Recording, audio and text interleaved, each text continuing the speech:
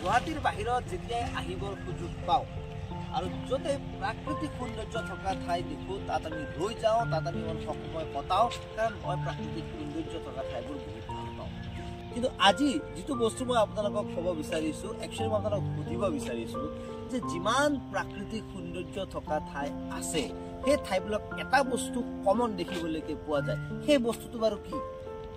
অসমৰ স্পেচিয়েলি অসমৰ যিমানখিনি প্ৰাকৃতিক সৌন্দৰ্য থকা ঠাই আছে তাত এই বস্তুটো একেবাৰে কমন, তাত আপুনি দেখিব। জানিব মন আছে কি বস্তু? আহক তেতিয়াহ'লে অকণমান ভিতৰলৈকে যাব লাগিব, কাৰণ এইবোৰ বস্তু বাহিৰত নোপোৱাকৈ দেখা নাপায়, অলপ ভিতৰত লুকাই থকা যায়। আহক। সেইটো হ'ল মদৰ বটল। আপুনি প্ৰতিটো প্ৰাকৃতিক সৌন্দৰ্য থকা ঠাইত এনেকুৱাকে মদৰ বটল আৰু কেইটামান প্লাষ্টিকৰ গ্লাছ, কেইটামান চিপছৰ পেকেট আপুনি দেখিবলৈকে পাব, এইটো গেৰাণ্টি। কিন্তু মই বুজি নাপাওঁ যে কিয় আজিৰ জেনেৰেশ্যনটো এনেকুৱা এটা সুন্দৰ প্ৰাকৃতিক পৰিৱেশ উপভোগ কৰাৰ বাবে কিছু এলকহলৰ প্ৰয়োজন হয়। এলকহল অবিহনে প্ৰাকৃতিক সৌন্দৰ্যবোৰ উপভোগ কৰিব নোৱাৰি নেকি?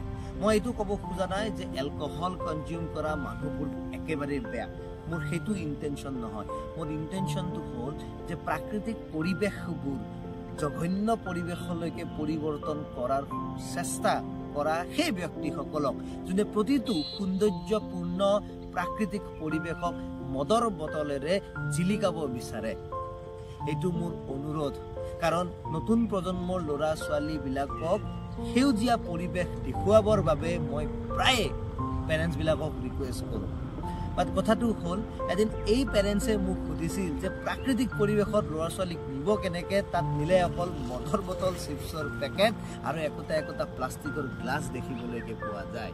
প্ৰাকৃতিক পৰিৱেশৰ ওচৰে পাজৰে যিবোৰ দোকান থাকে তাত আপুনি খোলাকৈ বিক্ৰী কৰা প্লাষ্টিকৰ গ্লাছ চব ঠাইতে দেখিব।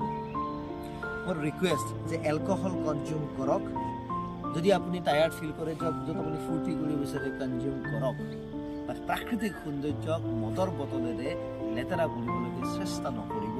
এইটো মোৰ আপোনালোকৰ ওচৰত বিনম্ৰ অনুৰোধ।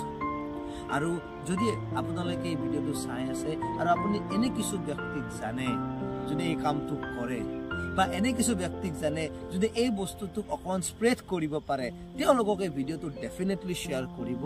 মই কোনো ভিউৱাৰ্ছৰ কাৰণে ভিডিঅ'টো বনোৱা নাই, অকণমান যদি সজাগতা আনিব পাৰোঁ এটা সামান্য ভিডিঅ'ৰে, মই সেইকণ চেষ্টা কৰিছোঁ। তাত আপোনালোকৰ সহায় সহযোগিতা ডেফিনেটলি বিচাৰিম। কিন্তু আমি অসমৰ প্ৰাকৃতিক সৌন্দৰ্যত এনেকুৱা মদৰ বটল, এনেকুৱা গ্লাছ আৰু এনেকুৱা চিপছৰ পেকেট একেবাৰেই নিবিচাৰোঁ। আহক আমি এখন সেউজীয়া অসম কৰিবলৈকে চেষ্টা কৰোঁ। ভিডিঅ'টো শেষলৈকে চোৱাৰ বাবে অশেষ ধন্যবাদ।